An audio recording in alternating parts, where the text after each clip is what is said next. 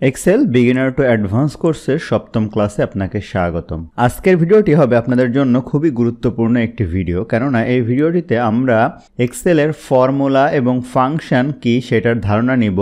Cell reference আসলে কি, যেটা আমাদের এক্সেলের প্রত্যেকটা দিনই কাজে লাগবে। Relative, absolute, mix cell reference কিভাবে কাজ করে এবং বিভিন্ন রকম ফর্মুলা এবং ফাংশনের ব্যবহার দেখব। তো ভিডিওটি অবশ্যই মনোযোগ দিয়ে দেখবেন। তো চলুন শুরু করা যাক। আমরা ফর্মুলা এবং ফাংশনে যাওয়ার আগে একটা জিনিস আপনাদেরকে দেখাই। ধরুন এখানে আপনার একটি ডেটা শিট আছে, আমরা প্রিন্ট নিয়ে ইতিপূর্বে কথা বলেছিলাম। তো প্রিন্ট করার ক্ষেত্রে মাঝে মাঝে আমাদের ডেটা বেশি বড় হয়ে গেলে অপ্রয়োজনীয় অনেক ডেটা যেগুলো আমার প্রিন্টের প্রয়োজন নেই কিন্তু ভবিষ্যতে কাজে লাগবে, সেগুলো আমরা হাইড করে দিতে পারি। তো সেই কাজটা আসলে আমরা কিভাবে করি। ধরুন আমার এই জানুয়ারি, ফেব্রুয়ারি, মার্চ এই তিনটা লাগবে না, আমি এই তিনটা সিলেক্ট করলাম, রাইট বাটন ক্লিক করে এখান থেকে হাইড করে দিলাম। দিলে দেখেন এগুলো হাইড হয়ে গেল, তাহলে কিন্তু আমার ডেটাটা এখানে ছোট হয়ে গেল। আবার যদি আপনি আনহাইড করতে চান, দেখেন এখানে A column, B column, C column, D column আছে, ই এফ নেই, জি নেই, এখানে এইচ আছে। তাহলে এইটা আর এইটা, এই দুইটা ধরে রাইট বাটন ক্লিক করে আনহাইড করলে দেখেন আবার আগের অবস্থানে চলে আসলো। একই কাজটি আপনি রো এর ক্ষেত্রেও করতে পারবেন। দেখেন এই যে এখানে কয়েকটি রো ধরুন আপনার প্রয়োজন নেই, এই যে বাম থেকে এখান থেকে এভাবে সিলেক্ট করুন, রাইট বাটন ক্লিক করুন, হাইড করে দিন। তাহলে আপনি বুঝতে পারবেন, দেখেন যে 9 থেকে 18 এর ভিতরে হাইড আছে। এই দুইটা আবার সিলেক্ট করুন, রাইট বাটন ক্লিক করুন, আনহাইড করুন। তাহলে এইভাবে আপনি হাইড করেও কিন্তু ডেটাগুলা সহজে প্রিন্ট করে নিতে পারবেন। প্রিন্ট হয়ে গেলে আবার আনহাইড করে নেন। তো আশা করি আপনারা বুঝতে পারছেন। তো প্রথমেই আমরা যেটা করব সেটা হচ্ছে ফর্মুলা এবং ফাংশনের ব্যবহার বা পার্থক্যটা কি সেটা জানবো। এই জিনিসটা অনেক সময় আমাদেরকে চাকরির পরীক্ষায়ও জিজ্ঞেস করা হয়। ফর্মুলা আসলে এক্সেলে কেমন? ফর্মুলা হচ্ছে ম্যানুয়াল, যেটা আপনি নিজে লিখে এক্সেলে কোনো কিছু দাঁড় করান।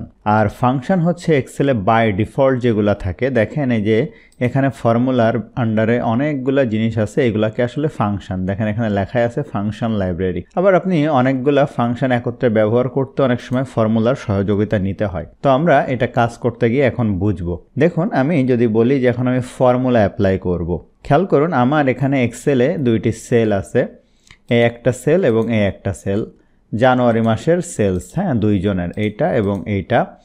এটা হচ্ছে আমার আছে E6 এবং E7।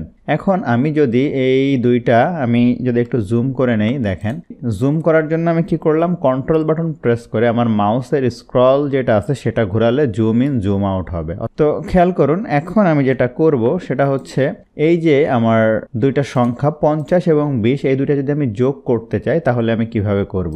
যে কোনো ফর্মুলা বা ফাংশন অ্যাপ্লাই করার জন্য প্রথমে আপনাকে কি করতে হবে, ইকুয়াল সাইন দিতে হবে। আপনার সেল নাম্বার হচ্ছে E6 এবং E7 আপনি যোগ করতে চান, সেক্ষেত্রে আপনি কোথায় রাখতে চান, এই যে E8-এ, এখানে গিয়ে ইকুয়াল সাইন দিতে হবে। দেওয়ার পরে এই সেলটা সিলেক্ট করেন, অথবা আপনি ম্যানুয়ালিও কিন্তু এখানে এই সেলের যে রেফারেন্স এই যে 6E, এটাও এখানে লিখে দিতে পারেন, এই যে E6 যোগ দিয়ে দেন, দিয়ে আপনি এখানে এটাও সিলেক্ট করে দিতে পারেন বা E7 লিখে দিতে পারেন। এখন যদি আপনি ইন্টার বাটন প্রেস করেন তাহলে দেখেন এই যে দুইটা সেলের যে যোগফল এটা কিন্তু এখানে চলে আসলো। তাহলে এই যে আমরা কাজটা করলাম এটা আসলে ফর্মুলা দিয়ে করলাম। আবার আপনি এমনও হতে পারে এটা এখানে ডিলিট বাটন প্রেস করে মুছে দেন, আপনি ইকুয়াল দেন, দিয়ে 50 - 20 এটা লিখে দেন, দিয়ে ইকুয়াল দেন, তাহলেও কিন্তু চলে আসবে। তো সেক্ষেত্রে যেটা হবে, এখানে যদি আপনি ভ্যালু চেঞ্জ করেন এটা কিন্তু চেঞ্জ হবে না, কারণ আপনি সরাসরি এখানে লিখে দিয়েছেন। তো এই ক্ষেত্রে আপনি এই ভ্যালু যোগ এই ভ্যালু করে দেন, তাহলে দেখেন এখানে হবে। এখন যদি 30-এর জায়গায় 20 করেন এটা অটোমেটিক চেঞ্জ হবে। তো এইভাবে আমরা ফর্মুলা দিয়ে যোগ করতে পারি। এখন যদি ফর্মুলা অ্যাপ্লাই করে বিয়োগ করতে হয়, সেক্ষেত্রে এই যে ইকুয়াল সাইন দিব, ধরুন এই সেল মাইনাস করব এই সেল, ইন্টার দিলাম, দেখেন এটা বিয়োগফল চলে আসলো। তো আমরা যোগ দেখলাম, বিয়োগ দেখলাম। এখন যদি আমরা গুণ দেখতে চাই সেক্ষেত্রে আমরা কি করব, দেখেন গুণের জন্য ইকুয়াল দিব, জাস্ট এই সেল আমি গুণ চিহ্ন দিব, এই সেল, ঠিক আছে, এই দুইটা দিয়ে ইন্টার দিব, দেখেন এই দুইটার গুণফল এখানে চলে আসছে। একইভাবে আপনি যদি ভাগ করতে চান সেক্ষেত্রেও একই অবস্থা, আপনি এখানে ইকুয়াল সাইন দেন, কারণ এই সেল ভাগ দিবেন হচ্ছে এই সেল, দিয়ে ইন্টার দেন, তাহলে দেখেন ভাগও চলে আসবে। তো এইভাবে এই যে আমরা দেখুন যোগ, এই যে ফর্মুলা বারে এটা করলাম বিয়োগ, এটা করলাম গুণ, এটা করলাম ভাগ। এখন এই যে গুণটা আবার ফাংশন দিয়েও করা যায়। সেটা হচ্ছে আমি এখানে ইকুয়াল দিব, দেওয়ার পর একটা ফাংশন আছে আমাদের প্রোডাক্ট, এই যে প্রোডাক্ট। এটা লিখলাম, লিখলে এক্সেলের যে বাই ডিফল্ট ফাংশনগুলো চলে আসছে এটার উপরে আমি ডাবল ক্লিক করি, করে এখানে দেখেন যে সিনট্যাক্স ওপেন হয়েছে, এখানে আমি নাম্বার 1 নাম্বার 2 লিখে দিতে পারি, অথবা এইগুলা এইভাবে সিলেক্ট করে ব্র্যাকেট ক্লোজ করে ইন্টার দেই, তাহলেও কিন্তু চলে আসছে। তো ফর্মুলা এবং ফাংশনের মধ্যে বেশ কিছু দারুণ বিষয় রয়েছে। সেটা হলো আমি দেখেন এখানে কিন্তু ফর্মুলা অ্যাপ্লাই করেছি আর এখানে করেছি ফাংশন অ্যাপ্লাই, তাই না? এখন দেখেন এখানে রাইট বাটন ক্লিক করে যদি একটি রো ইনসার্ট করি, করার পরে এখানে একটি ভ্যালু লিখি, ধরেন 10 লিখি, দেখেন এটার সাথে যোগ হচ্ছে না। কিন্তু আমি যদি দেখেন এখানে কোনো কিছু লিখি, দেখেন এটার সাথে গুণ হয়ে গেছে এবং ফাংশনটি অটোমেটিক কিন্তু আপডেট হয়ে গেছে। তার মানে ফাংশন ব্যবহার করলে এটা আপনি ইনসার্ট করেন বা ডিলিট করেন সেই অনুযায়ী অটো দেখেন আপডেট হয়ে যায়। তো এই যে আমরা ফর্মুলা বা ফাংশন যেটা বলছি, ম্যানুয়ালি যে ফর্মুলা অ্যাপ্লাই করলাম এটা কিন্তু ফাংশন দিয়েও করা যায়। তো কিভাবে করা যায় সেটা আমরা দেখি। সেক্ষেত্রে আমরা সাম ফর্মুলা ইউজ করব আসলে। তো সাম মানে যোগ, আমি দেখেন এখানে ইকুয়াল দিব, দেওয়ার পরে এখানে সাম দিব, এই যে সাম ব্র্যাকেট স্টার্ট নাম্বার 1 নাম্বার 2 আমি এইভাবে একটা একটা করে কমা দিয়ে সিলেক্ট করে দিতে পারি, কিন্তু সেটা করলে আমি যদি রো বা কলাম ইনসার্ট করি তাহলে ঠিক থাকবে না। এই জন্য আমি কি করব, এটা মুছে দিব, দিয়ে এইভাবে সিলেক্ট করব, করে ব্র্যাকেট ক্লোজ করে এখানে ইন্টার দিব। দেখেন এখানে একই যোগফল চলে আসছে। এখন যদি আমি এখানে ইনসার্ট করি কোনো একটি রো, এখন 20 দেই, দেখেন অটোমেটিক যোগফল আপডেট হয়ে গেছে। আর আমি যদি এখন এখান থেকে ডিলিট করে দেই, অটোমেটিক যোগফলটা এখান থেকে চলে গেছে। তাহলে আপনি বুঝতেই পারছেন যে ফাংশন কি কাজে ব্যবহার হয়। এখন খেয়াল করুন, আমি এই জিনিসগুলো এখান থেকে মুছে দিলাম। আমি যদি শতকরা বা পার্সেন্টেজ দেখতে চাই, এখান থেকে হোমে যাই, আমি এই ভ্যালুগুলা সিলেক্ট করে হোমের আন্ডার একটা জিনিস আছে অটো সাম, যদি এটার উপরে আপনি ক্লিক করেন তাহলে অটোমেটিক এই সামেশনটা এখানে চলে আসবে। আমি ক্লিক করি, দেখেন যে অটো সাম, এখানে ফর্মুলাটা দেখেন অটোমেটিক সে বসিয়ে দিয়েছে। সেম কাজটা আমি যেটা দিয়ে করতে পারি সেটা হলো একটি কিবোর্ড শর্টকাট ইউজ করতে পারি। সেগুলো এগুলো আমি সিলেক্ট করলাম, এরপরে আমি কিবোর্ড থেকে অল্টার প্লাস ইকুয়াল সাইন যদি প্রেস করি তাহলে খুব সহজে দেখেন এটা অটোমেটিক হয়ে গেল। আমি আবারও দেখাচ্ছি, এই দুইটার ধরেন অটোসাম এখানে করবেন, এই দুইটা সিলেক্ট করেন, অল্টার প্লাস ইকুয়াল সাইন দেন, দেখেন এই যে অটোসাম এখানে চলে আসছে। তো এই শর্টকাটকে ইউজ করে আপনি সাম করতে পারেন। এখন ধরেন আমি এখানে লিখে নিলাম টোটাল, ঠিক আছে? লিখে এগুলা এখান থেকে বর্ডার দিয়ে দিলাম, এই যে ফরম্যাট পেইন্টার দিয়ে এগুলা পেইন্ট করে দিলাম, সেভ দিয়ে দিলাম। এখন খেয়াল করুন, আমি যদি দেখতে চাই যে এই যে 90 এই 350-এর কত, মানে শতকরা কত, সেক্ষেত্রে আমরা যেটা করব, ধরুন এই সেলে দেখতে চাই, আমি এখানে ইকুয়াল সাইন দিব, এই যে 90 ভাগ 350, দেখেন 0.25714।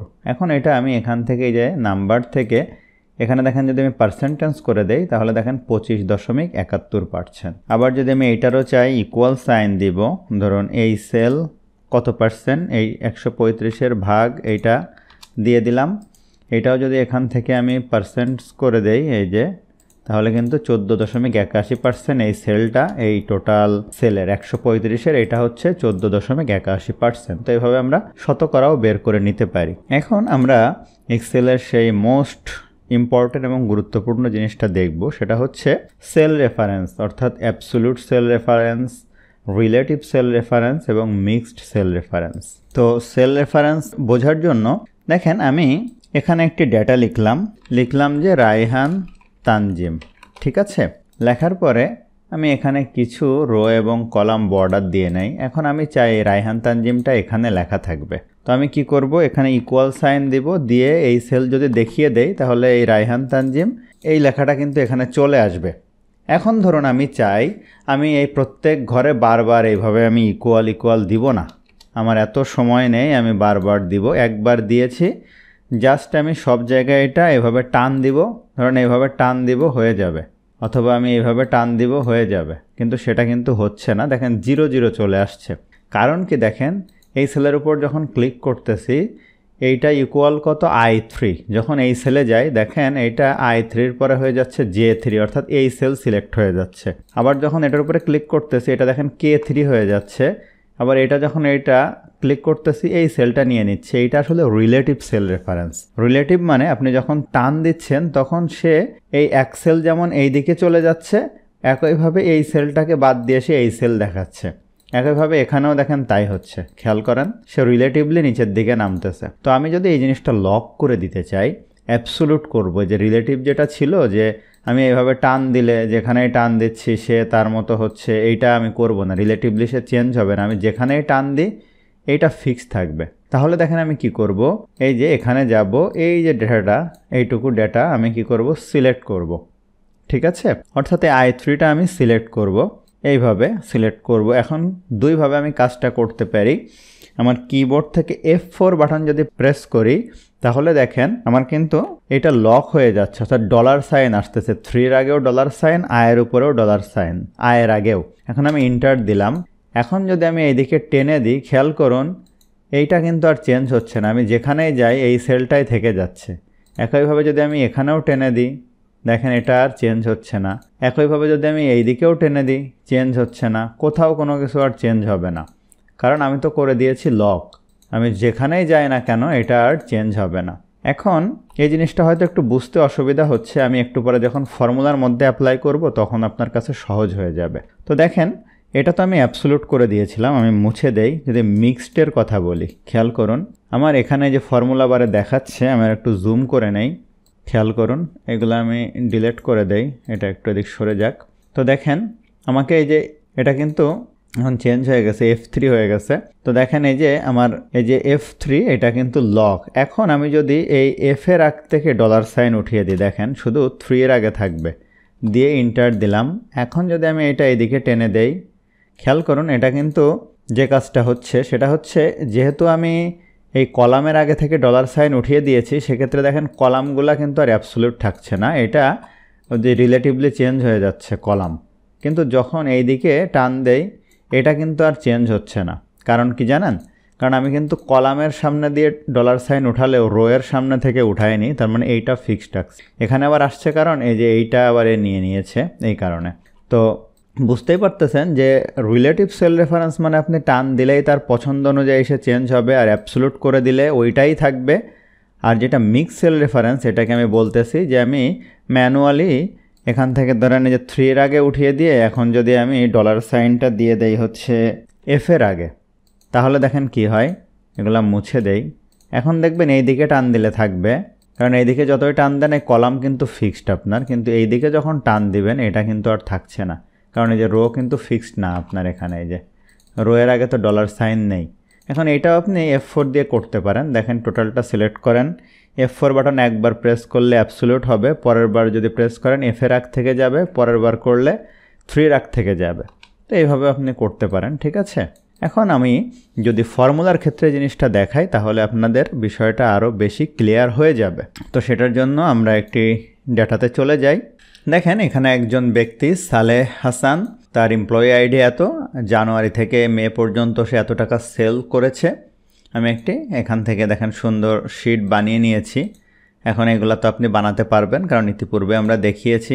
এগুলা আলাদা আলাদা আমি কলামে লিখেছি, আর যে পর্যন্ত আপনার যে আইডি থাকবে বা নাম থাকবে ওই পর্যন্ত আমি সেল সিলেক্ট করে যে মার্জিন সেন্টার করে নিয়েছি। যেমন এই পর্যন্ত যদি কিছু লিখতে চান, যে মার্জিন সেন্টার করে এখানে হয়তো লিখে আপনি চাইলে যে বর্ডার দিয়ে দিলেন, হয়ে গেল। এভাবে আসলে আমি করেছি, ও ডিলিট করে দেই। এখন আমি এই ভ্যালুগুলার টোটাল অর্থাৎ সাম আমি এখানে দেখতে চাই।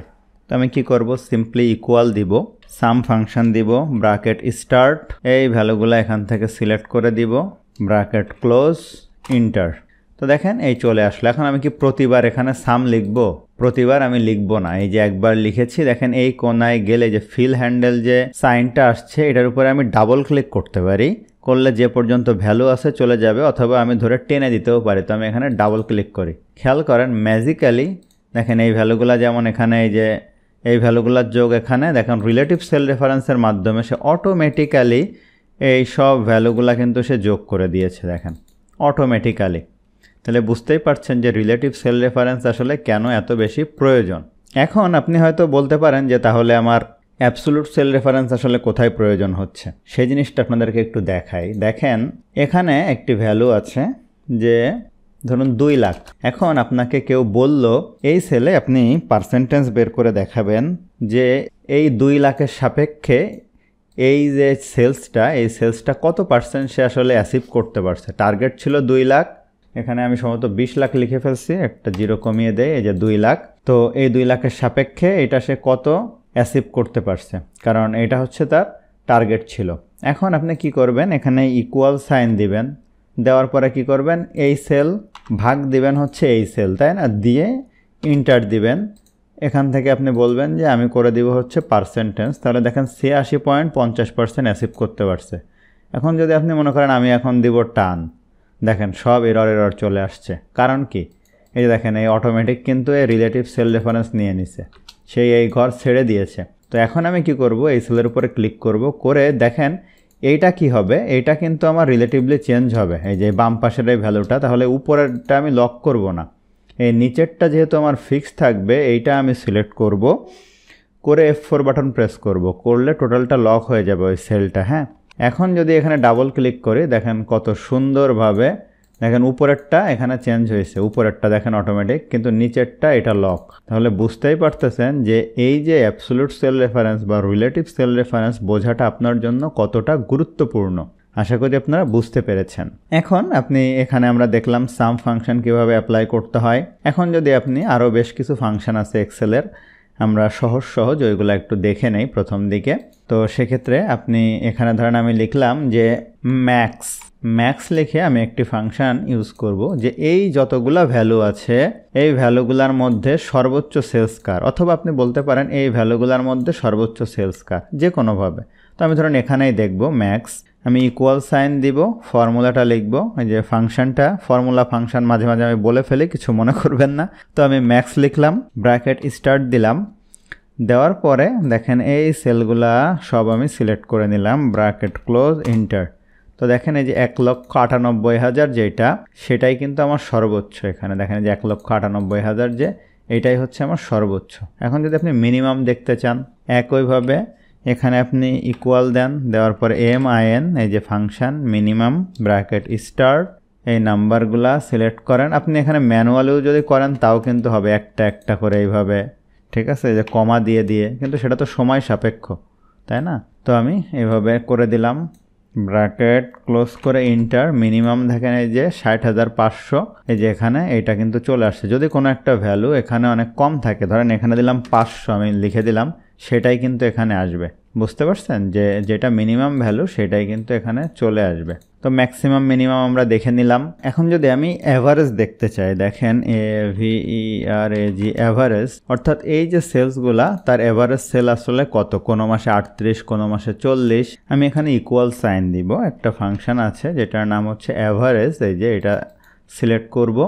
এখান থেকে আমি এই ভ্যালুগুলো সিলেক্ট করে ব্র্যাকেট ক্লোজ করে ইন্টার দিব, তাহলে 34,600 হচ্ছে তার অ্যাভারেজ সেলস। এখানে ডাবল ক্লিক করলে রিলেটিভলি সব কিন্তু এখানে চলে আসবে, ঠিক আছে, কার কত অ্যাভারেজ সেলস এখানে চলে আসছে।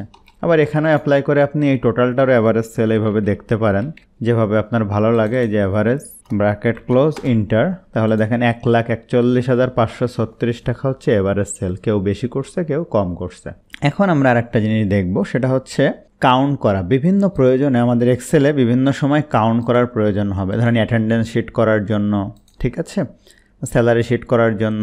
তো দেখেন এখানে যতগুলা ভ্যালু আছে, এই যে নামগুলা আছে, দেখেন এই নামগুলা যদি আমরা কাউন্ট করতে চাই, তো আমরা কি করব, কতজন আছে এখানে কিন্তু সিরিয়াল উল্টাপাল্টা, ধরেন কোনো কারণে আমি কাউন্ট করে দেখতে চাই। এখানে একটা জিনিস খেয়াল করেন, এগুলো যদি আমি সিলেক্ট করি, এর নিচে কিন্তু দেখাচ্ছে এই জায়গায় দেখেন কাউন্ট 23।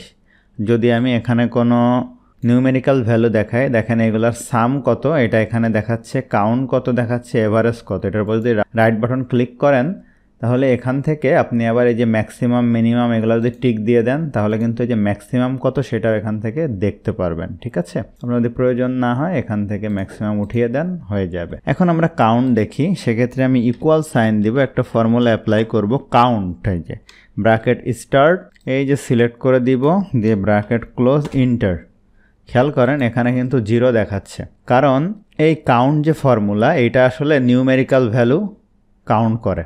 এখন যদি আমি দেখেন এইটা এই পর্যন্ত টেনে দেই এইভাবে, যে আমার রিলেটিভ সেল রেফারেন্স, এইটাও 0 দেখাচ্ছে, কারণ এটা নিউমেরিক্যাল ভ্যালু না, টেক্সট ভ্যালু। কিন্তু এখানে এসে দেখাচ্ছে কিন্তু 23টা আছে, কারণ এটা সে নিউমেরিক্যাল ভ্যালু পেয়েছে, এই জন্য সে কাউন্ট করে দেখাচ্ছে। এখন আমার এরকম ঝামেলায় তাহলে আমি কি করব, আমার নিউমেরিক্যাল ভ্যালু থাকতে পারে, টেক্সট ভ্যালু থাকতে পারে, আমি তাহলে কিভাবে কাউন্ট করব? সেক্ষেত্রে আরেকটা ফর্মুলা আছে, কিছুই নাই, কাউন্টের পরে একটা এ দিতে হবে, কাউন্ট এ ফর্মুলা, এই যে এটা, এটা সিলেক্ট করলাম, অথবা আপনি এখানে গিয়ে লিখতে পারেন COUNT কাউন্ট এ ব্র্যাকেট স্টার্ট, এইভাবে সিলেক্ট করে দেন, ব্র্যাকেট ক্লোজ, ইন্টার। দেখেন এখানে এখন 23 দেখাচ্ছে, এভাবে টেনে দেন, এও 23 দেখাচ্ছে। এখানে যদি আপনি মুছে দেন তাহলে 22, যদি এখানে 1 2 3 বা কিছু দেন তাহলে 23। মানে কাউন্টে ফর্মুলা অ্যাট এ টাইমে নিউমেরিক্যাল এবং টেক্সট ভ্যালু দুইটাই কাউন্ট করে, আর কাউন্ট ফর্মুলা শুধুমাত্র নিউমেরিক্যাল ভ্যালু থাকলে কাউন্ট করবে। জিনিসটা কিন্তু নোট করে রাখবেন, বিভিন্ন প্রয়োজনে আলাদা আলাদা ক্ষেত্রে ব্যবহার হতে পারে। এখন আমরা রিলেটিভ আর অ্যাবসলিউট সেল রেফারেন্সের আরেকটু অ্যাডভান্স একটা ব্যবহার দেখে ভিডিওটি শেষ করব। খেয়াল করুন, আমার এখানে এই যে প্রোডাক্ট নেম আছে, এইগুলো যদি আমি সাম করতে চাই তাহলে আমি এইভাবে সাম লিখলাম, এগুলো টেনে দিলাম, ব্র্যাকেট ক্লোজ, ইন্টার। এইভাবে যদি আমি টেনে দেই তাহলে আমার রিলেটিভ সেল রেফারেন্সের কারণে এগুলাও দেখেন অটোমেটিক যোগ হয়ে যাচ্ছে, আমাকে বারবার কিন্তু কাজ করতে হচ্ছে না।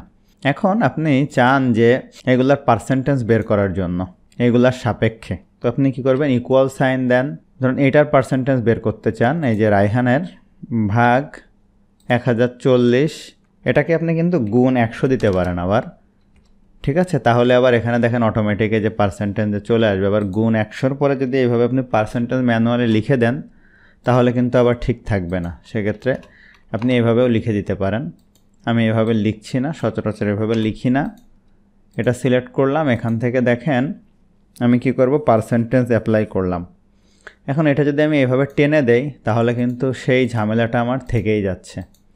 তাহলে দেখেন আমরা এখন কি করব, একটু আগে যেটা করেছিলাম, এই সেলটায় আমি এই 1040 আমার ফিক্স থাকবে, এটা নিচে আছে, আমি এই B6 হচ্ছে আমার 1040, এই যে B6, এটা লক করে দিলাম, দিয়ে ইন্টার দিলাম।